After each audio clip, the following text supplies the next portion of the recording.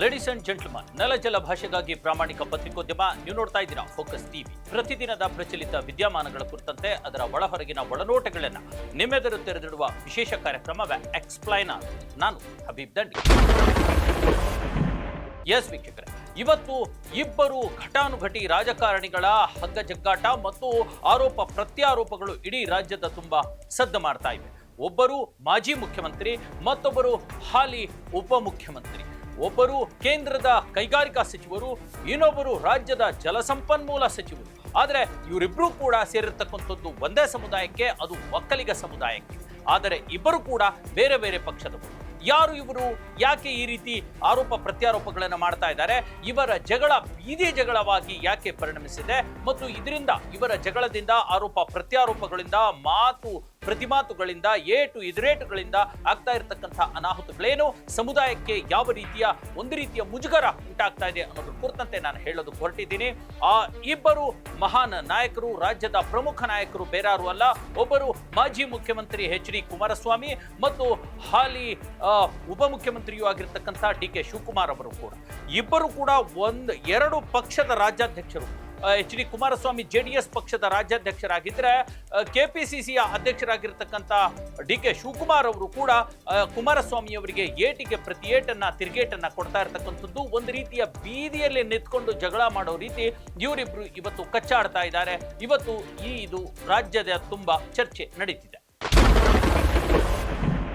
S ವೀಕ್ಷಕರು, ಹಾಗಾದ್ರೆ ಇದೇನು ಇದು ಕುರ್ಚಿ ಕಿತ್ತಾಟ ಮತ್ತು ಹಗ್ಗ ಜಗ್ಗಾಟದ ನಡುವೆ ಈಗ ಡಿ.ಕೆ. ಶಿವಕುಮಾರ್ ಅವರ ಮೇಲೆ ಎಚ್.ಡಿ. ಕುಮಾರಸ್ವಾಮಿ ಅವರು ಕೂಡ ಮುರಿದು ಬಿದ್ದಿದ್ದಾರೆ. ಅವರ ಮೇಲೆ ನಿರಂತರವಾಗಿ ವಾಗ್ದಾಳಿಯನ್ನ ನಡೆಸ್ತಾ ಇದ್ದಾರೆ. ಅವರ ವಿರುದ್ಧ ಈಗ ಡಿ.ಕೆ. ಶಿವಕುಮಾರ್ ಕೂಡ ತಾನೇನು ಕಡಿಮೆ ಇಲ್ಲ ಎಂಬಂತೆ ವಾಗ್ದಾಳಿಯನ್ನ ನಡೆಸ್ತಾ ಇರತಕ್ಕಂಥದ್ದು. ಮೊನ್ನೆಯ ಬಳ್ಳಾರಿ ಒಂದು ಇಶ್ಯೂ ಆದ್ಮೇಲೆ ಮತ್ತು ಕೋಗಿಲುನಲ್ಲಿ ಏನು ನಿರಾಶ್ರಿತರ ಒಂದು ಮನೆಗಳನ್ನ ತೆರವು ಮಾಡಲಾಗಿತ್ತು, ಆ ಇಶ್ಯೂ ಆದ್ಮೇಲೆ, ಹೀಗೆ ಪ್ರತಿಯೊಂದು ಇಶ್ಯೂ ಅಲ್ಲೂ ಕೂಡ ಎಚ್.ಡಿ. ಕುಮಾರಸ್ವಾಮಿ ಅವರು ಡಿ.ಕೆ. ಶಿವಕುಮಾರ್ ಅವರನ್ನ ಟಾರ್ಗೆಟ್ ಮಾಡ್ತಾನೆ ಬರ್ತಾ ಇದ್ದಾರೆ, ವಾಗ್ದಾಳಿಯನ್ನ ನಡೆಸ್ತಾನೆ ಇದ್ದಾರೆ. ಅದಕ್ಕೆ ಡಿ.ಕೆ. ಶಿವಕುಮಾರ್ ನೇರ ಉತ್ತರವನ್ನ ಕೊಟ್ಟಿರ್ತಕ್ಕಂಥದ್ದು. ಅವರು ಕೂಡ ಟ್ವೀಟ್ ಮಾಡಿ ಎಚ್.ಡಿ. ಕುಮಾರಸ್ವಾಮಿ ಅವರನ್ನ ವಾಗ್ದಾಳಿ ನಡೆಸಿದ್ದಾರೆ. ಡಿ.ಕೆ. ಶಿವಕುಮಾರ್ ಹೇಳಿರ್ತಕ್ಕಂಥದ್ದು, ಎಚ್.ಡಿ. ಕುಮಾರಸ್ವಾಮಿ ಇದಾರಲ್ಲ, ಅವರು ತಮ್ಮ ರಾಜಕಾರಣದ ಇತಿಹಾಸದಲ್ಲಿ ಬರೀ ಸುಳ್ಳನ್ನಷ್ಟೇ ಹೇಳ್ಕೊಂಡು ಬರ್ತಾ ಇದ್ದಾರೆ. ಬರೀ ಸುಳ್ಳು ಹೇಳೋದೇ ಅವರ ಜಾಯಮಾನ. ಅವರು ಹಿಟ್ ಅಂಡ್ ರನ್ ಆಸಾಮಿ, ಬರೀ ಸ್ಟೇಟ್ಮೆಂಟ್ ಗಳನ್ನ ಕೊಟ್ಟು ಬಿಡ್ತಾರೆ ಅನ್ನುವಂಥದ್ದು ಅವರ ಮಾತು. ಜೊತೆಗೆ ಒಂದು ರೀತಿಯ ಆತ್ಮರತಿ ಅವರು ಮಾಡ್ಕೊಳ್ತಾರೆ ಮತ್ತು ಅವಕಾಶವಾದ ರಾಜಕಾರಣಿ ಅವರು. ಎಲ್ಲಿ ಅವಕಾಶ ಸಿಗುತ್ತೆ, ಎಲ್ಲಿ ಅಧಿಕಾರಕ್ಕೆ ಅವಕಾಶ ಸಿಗುತ್ತೆ, ಅಲ್ಲಿ ಹೋಗ್ಬಿಡ್ತಾರೆ ಅನ್ನುವಂಥ ಒಂದು ಮಾತನ್ನು ಕೂಡ ಅವರು ಹೇಳಿರ್ತಕ್ಕಂಥದ್ದು. ಮುಂದುವರೆದು ಈಗ ರಾಜಶೇಖರ್, ಬಳ್ಳಾರಿಯಲ್ಲಿ ರಾಜಶೇಖರ್ ಕಾಂಗ್ರೆಸ್ ಕಾರ್ಯಕರ್ತ ಆಗಿದೆಯಲ್ಲ, ಅದು ಡಬಲ್ ಪೋಸ್ಟ್ ಮಾರ್ಟಮ್ ಆಗಿದೆ, ಆತನ ಶವದ ಡಬಲ್ ಪೋಸ್ಟ್ ಮಾರ್ಟಮ್ ಆಗಿದೆ ಅನ್ನುವಂಥ ಒಂದು ಸುಳ್ಳನ್ನು ಹೇಳಿದಲ್ಲ, ಇದು ಅದಕ್ಕೆ ಒಂದು ತಕ್ಕ ಉದಾಹರಣೆ. ಅವರು ಎಚ್.ಡಿ. ಕುಮಾರಸ್ವಾಮಿ ಅವರು ಸುಳ್ಳು ಹೇಳ್ತಾರೆ ಅನ್ನುವಂಥದ್ದು. ಜೊತೆಗೆ ಇನ್ನೊಂದು ಮಾತನ್ನ ಕಳೆದ 3-4 ತಿಂಗಳಿಂದ ಎಚ್.ಡಿ. ಕುಮಾರಸ್ವಾಮಿ ಅವರು ಹೇಳ್ತಾ ಬರ್ತಾ ಇದ್ರು, ಮಂಡ್ಯದಲ್ಲಿ ಕೈಗಾರಿಕೆ ಸ್ಥಾಪಿಸೋದಕ್ಕೆ ಗ್ರಾಂಟ್ ಕೊಡೋದಕ್ಕೆ ನಾನು ತಯಾರು, ಆದರೆ ರಾಜ್ಯ ಸರ್ಕಾರ ಜಮೀನನ್ನು ಕೊಡ್ತಿಲ್ಲ ಅನ್ನುವಂಥ ಒಂದು ಆರೋಪನ ಕುಮಾರಸ್ವಾಮಿ ಅವರು ಮಾಡ್ತಿದಾರಲ್ಲ, ಅದು ಕೂಡ ಅಪ್ಪಟ ಸುಳ್ಳು. ಈ ತರದ ಸುಳ್ಳುಗಳನ್ನ ಹೇಳ್ಕೊಂಡು ಹೋಗ್ತಿದ್ದಾರೆ ಕುಮಾರಸ್ವಾಮಿ ಅವರು ಅನ್ನುವಂಥ ಒಂದು ಮಾತನ್ನ ಹೇಳ್ತಾರೆ. ಇದಲ್ಲದೆ ಮುಂದುವರೆದು ಡಿ.ಕೆ. ಶಿವಕುಮಾರ್ ಹೇಳುವಂಥದ್ದು, ಕುಮಾರಸ್ವಾಮಿ ಬರೀ ಮೀಡಿಯಾದ ಮುಂದೆ ಪಾಲಿಟಿಕ್ಸ್ ಅನ್ನ ಮಾತಾಡ್ತಾರೆ. ತಮ್ಮ ಟೀಮನ್ನ ತೆಗೆದುಕೊಂಡು, ಪಾಲಿಟಿಕ್ಸ್ ಬಿಟ್ಟು ತಮ್ಮ ಟೀಮನ್ನ ತೆಗೆದುಕೊಂಡು ಬಳ್ಳಾರಿಗೆ ಹೋಗಿ ಚೆಕ್ ಮಾಡ್ಲಿ, ಆ ಮೃತ ರಾಜಶೇಖರ್ಗೆ 2 ಬಾರಿ ಪೋಸ್ಟ್ ಮಾಡಲಾಗಿದೆಯೋ ಇಲ್ಲವೋ ಅನ್ನುವಂಥದ್ದು. ಕೇವಲ ಒಂದೇ ಬಾರಿ ಪೋಸ್ಟ್ ಮಾರ್ಟಮ್ ಆಗಿರ್ತಕ್ಕಂಥದ್ದು. ಇವರು ಸುಳ್ಳನ್ನು ಹೇಳ್ತಿದ್ದಾರೆ ಅನ್ನುವಂಥ ಮಾತನ್ನು ಹೇಳ್ತಿದ್ದಾರೆ. ಜೊತೆಗೆ ಮತ್ತಷ್ಟು ವೈಯಕ್ತಿಕ ವಾಗ್ದಾಳಿಗೂ ಕೂಡ ಡಿ.ಕೆ. ಶಿವಕುಮಾರ್ ಮುಂದಾಗಿರ್ತಕ್ಕಂಥದ್ದು. ನನ್ನ ಬಗ್ಗೆ ಇಲ್ಲ ಸಲ್ಲದ ಆರೋಪಗಳನ್ನ ಎಚ್.ಡಿ. ಕುಮಾರಸ್ವಾಮಿ ಮಾಡ್ತಾ ಇದ್ದಾರಲ್ಲ, ನಾನು ಅವ್ರ ತರಹ ಅಲ್ಲ, ಬಿಡದಿಯ ಕೇತಗಾನಹಳ್ಳಿಯ ಬಳಿಯ ಇರ್ತಕ್ಕಂಥ ಎಕರೆಗಟ್ಟಲೆ ಜಮೀನನ್ನು, ಅದರಲ್ಲೂ ದಲಿತರಿಗೆ ಸೇರಿರ್ತಕ್ಕಂಥ ಜಮೀನನ್ನ ಬೇಲಿ ಹಾಕಿ ಅವರು ವಶಪಡಿಸಿಕೊಂಡಿದ್ದಾರಲ್ಲ, ನಾನು ಆ ರೀತಿ ಮಾಡಿಲ್ಲ. ದಲಿತರ ಜಮೀನಿಗೆ ಅವರು ಬೇಲಿ ಹಾಕೊಂಡಿದ್ದಾರೆ. ಒಂದು ರೀತಿ ಇದು ಯಾವ ರೀತಿ ಇದೆ ಅಂತಂದ್ರೆ, ಕೋತಿ ತಾನು ತಿಂದಿದ್ದಲ್ದೆ ತಾನು ತಿಂದಿರೋ ಕೈಯನ್ನ ಮೇಕೆ ಬಾಯಿಗೆ ಒರೆಸಿದಂತೆ ಆಗಿದೆ. ಆ ರೀತಿ ಎಚ್.ಡಿ. ಕುಮಾರಸ್ವಾಮಿ ಮಾಡ್ತಿದ್ದಾರೆ ಅನ್ನುವಂಥ ನೇರ ಆರೋಪ, ವಾಗ್ದಾಳಿಯನ್ನ ಮಾಡ್ತಿದ್ದಾರೆ. ಇದಲ್ಲದೆ ಮತ್ತು ಮುಂದುವರೆದು, ಅಧಿಕಾರಕ್ಕಾಗಿ ಯಾರೊಂದಿಗೆ ಬೇಕಾದರೂ ಅಡ್ಜಸ್ಟ್ಮೆಂಟ್ ಮಾಡಿಕೊಳ್ಳಬಲ್ಲ ಅಡ್ಜಸ್ಟ್ಮೆಂಟ್ ರಾಜಕಾರಣಿ ಎಚ್.ಡಿ. ಕುಮಾರಸ್ವಾಮಿ ಅವರು. ಅವರೊಂಥರ ನೀರಿದ್ದಾಗೆ, ನೀವು ಲೋಟದಲ್ಲಿ ಹಾಕಿದ್ರೆ ಲೋಟ ಹಾಕ್ತಾರೆ, ಪಾತ್ರೆ ಹಾಕಿದ್ರೆ ಪಾತ್ರೆಯಲ್ಲಿ ಹಾಕ್ತಾರೆ, ನೀವು ಯಾವ್ದ್ರಲ್ಲಿ ಹಾಕ್ತೀರಾ ಆ ರೀತಿ ಅಧಿಕಾರಕ್ಕಾಗಿ ಅವರು ಬದಲಾಗ್ಬಿಡ್ತಾರೆ. ಅವರಿಗೆ ತತ್ವ ಸಿದ್ಧಾಂತ ಅನ್ನುವಂಥದ್ದೇನಿಲ್ಲ, ಪಕ್ಷನಿಷ್ಠೆ ಅನ್ನುವಂಥದ್ದೇನಿಲ್ಲ, ಅಧಿಕಾರಕ್ಕಾಗಿ ಹಂಗೆ ಮಾಡ್ತಾರೆ ಅನ್ನುವಂಥ ಆರೋಪವನ್ನ, ವಾಗ್ದಾಳಿಯನ್ನ ಡಿ.ಕೆ. ಶಿವಕುಮಾರ್ ನಡೆಸ್ಬಿಟ್ಟಿದ್ದಾರೆ. Mr. Kumaraswamy is, I am more experienced than Kumaraswamy in politics. I have a better experience. I might have not become the chief minister. I have better experience on administration, better than Kumar Swamy. I have been a minister for a very long time. I know what is administration, how to work, and whom to call, whom not to call. I know. I don't want to learn anything from Kumar Swamy. Yes ವೀಕ್ಷಕರೇ, ಇದರ ವಿರುದ್ಧ H D Kumaraswamy ಕೂಡ DK ವಿರುದ್ಧ ದೊಡ್ಡ ಮಟ್ಟದ ವಾಗ್ದಾಳಿಯನ್ನು ನಡೆಸಿರ್ತಕ್ಕಂಥದ್ದು.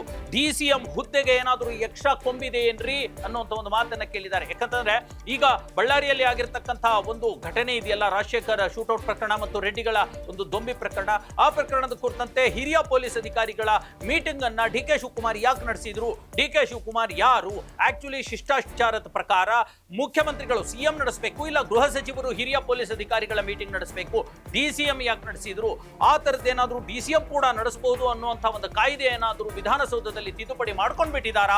ಹಾಗಾಗಿ ಅವರು ತಮ್ಮ ಒಂದು ಸುಪರ್ದಿಯನ್ನ ವಿಸ್ತರಿಸೋದಕ್ಕೆ ಹೋಗಿರ್ತಕ್ಕಂಥದ್ದು ಯಾಕೆ ಅನ್ನುವಂಥದ್ದು ಎಚ್ ಡಿ ಕುಮಾರಸ್ವಾಮಿ ಅವರ ಪ್ರಶ್ನೆ. ಇದ್ರ ಜೊತೆಗೆ ಗೃಹ ಮಂತ್ರಿಗಳ ಇಲ್ಲಿ ಯೂಸ್ಲೆಸ್ ತರದ್ದು ಆಗ್ತಾ ಇದ್ದಾರಾ, ನಾಮಕಾವಸ್ಥೆ ಆಗ್ತಾ ಇದ್ದಾರಾ, ಅವರ ಖಾತೆಯನ್ನ ಡಿ ಕೆ ಶಿವಕುಮಾರ್ ಯಾಕೆ ಅವರು ಅತಿಕ್ರಮಿಸ್ಕೊಳ್ತಿದ್ದಾರೆ, ಗೃಹ ಸಚಿವ ಪರಮೇಶ್ವರ್ ಅವರ ಗೃಹ ಖಾತೆಯನ್ನ ಯಾಕೆ ಆಕ್ರಮಿಸ್ಕೊಳ್ತಿದ್ದಾರೆ, ಯಾಕೆ ಗೃಹ ಸಚಿವರಾಗಿರ್ತಕ್ಕಂಥ ಪರಮೇಶ್ವರ್ ಅವರು ಹೆಬ್ಬೆಟ್ ರಾಜಕಾರಣಿನ, ಹೆಬ್ಬೆಟ್ ಮಂತ್ರಿನ ಅನ್ನುವಂಥ ಒಂದು ವಾಗ್ದಾಳಿಯನ್ನು ಈಗ ಪರಮೇಶ್ವರ್ ಮತ್ತು ಡಿ ಕೆ ಶಿವಕುಮಾರ್ ಸೇರಿದಂತೆ ಮಾಡಿರ್ತಕ್ಕಂಥದ್ದು. ಜೊತೆಗೆ ಅವ್ರು ಹೇಳ್ತಾರೆ, ಭೂ ಕಬ್ಜಾ, ಒತ್ತುವರಿ ಮತ್ತು ಬಡ ಜನರನ್ನ ಒದ್ದು ಅವರ ಜಮೀನನ್ನ ಕಿತ್ಕೊಳ್ಳುವಂಥದ್ದು ಇವೆಲ್ಲವೂ ಕೂಡ ಡಿ ಕೆ ಶಿವಕುಮಾರ್ ಅವರಿಗೆ ಕರತಲ ಮಲಕವಾಗಿದೆ.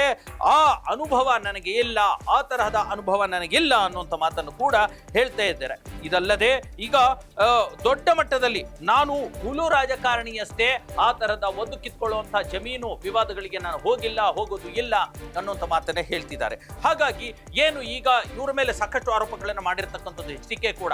ಮೊನ್ನೆ ಈ ಒಂದು ಟನಲ್ ಒಂದು ರಸ್ತೆ ಇದೆಯಲ್ಲ, ಟನಲ್ ರಸ್ತೆಗೆ ಸಂಬಂಧಪಟ್ಟ ಹಾಗೇನು ಕೂಡ H D Kumaraswamy D K Shivakumar ಅವ್ರನ್ನ ಒಂದು ವಾಗ್ದಾಳಿಯನ್ನು ನಡೆಸಿದ್ರು. ದುಡ್ಡು ಹೊಡಿಲಿಕ್ಕೆ ಈ ಯೋಜನೆ ಮಾಡ್ತಾ ಇದ್ದಾರೆ, ಅದರಲ್ಲಿ ಜನಪರವಾಗಿರ್ತಕ್ಕಂಥ ಕಾರಣ ಏನೂ ಇಲ್ಲ ಅನ್ನುವಂಥ ವಾಗ್ದಾಳಿಯನ್ನು ನಡೆಸಿದ್ರು.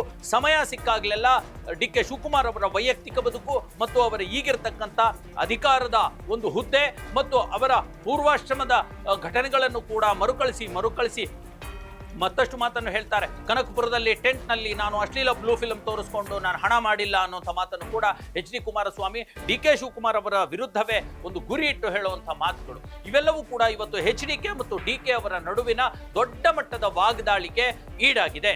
ಬಳ್ಳಾರಿನಲ್ಲಿ ಮೃತಪಟ್ಟಂತ ಕುಟುಂಬಕ್ಕೆ ಭೇಟಿ ಕೊಟ್ಟು ನಂತರ ಪೊಲೀಸ್ ಇಲಾಖೆ ಅಧಿಕಾರಿಗಳ ಸಭೆ ನಡೆಸ್ತಾರೆ. ಅಲ್ಲಿ ಗೃಹ ಸಚಿವರು ರಾಜ್ಯದಲ್ಲಿ ಹೆಬ್ಬೆಟ್ಟಿನ ಗೃಹ ಸಚಿವರು ಅವರ ಅಧಿಕಾರದ ವ್ಯಾಪ್ತಿ ಏನು ಅಂತಕ್ಕಂಥದ್ದನ್ನು ಕೇಳಲಿಕ್ಕೆ ಬಯಸ್ತೀನಿ ನಾನು.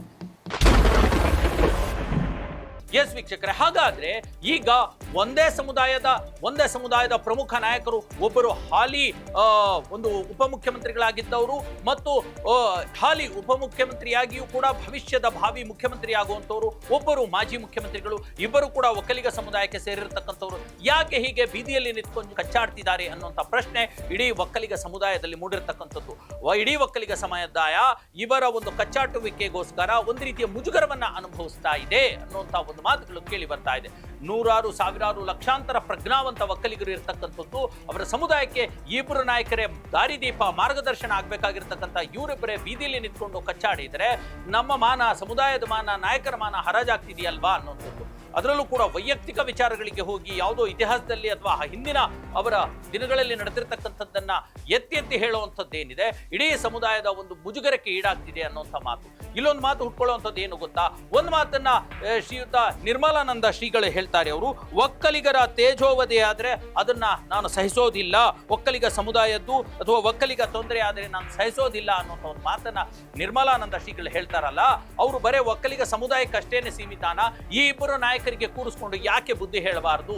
ಈಗ ಏನು ಅವರ ಒಂದು ಘನತೆ, ಒಕ್ಕಲಿಗ ಸಮುದಾಯದ ಒಂದು ಮುಜುಗರ ಈಡಾಗ್ತಿದೆಯಲ್ಲ, ಅದನ್ನ ತಪ್ಪಿಸ್ಲಿಕ್ಕೆ ಯಾಕೆ ಇವರು ಪ್ರಯತ್ನ ಪಡಬಾರದು ಅನ್ನುವಂಥ ಪ್ರಶ್ನೆ ಕೂಡ ಈಗ ಹುಟ್ಕೊಂಡಿದೆ. ಮುಂದಿನ ದಿನಗಳಲ್ಲಿ ಈ ಇಬ್ಬರು ನಾಯಕರು ಮತ್ತೆ ತಮ್ಮ ವಾಗ್ದಾಳಿಯನ್ನು ಮುಂದುವರಿಸ್ತಾರ, ರಾಜಕೀಯ ಹಗೆತನವನ್ನ ಹೀಗೆ ಮುಂದುವರಿಸ್ತಾರ, ಅಥವಾ ಯಾರಾದ್ರೂ ಪ್ರಯತ್ನ ಪಟ್ಟು ಸ್ವಾಮೀಜಿಗಳು ಅಥವಾ ಇತರ ನಾಯಕರು ಪ್ರಯತ್ನ ಪಟ್ಟು ಇವರಿಬ್ಬರನ್ನ ತಣ್ಣಗಾಗೋ ತರ ಮಾಡ್ತಾರಾ ಅನ್ನುವಂಥ ಪ್ರಶ್ನೆಗೆ ಮುಂದಿನ ದಿನಗಳಲ್ಲಿ ಉತ್ತರ ಸಿಗಬೇಕಿದೆ.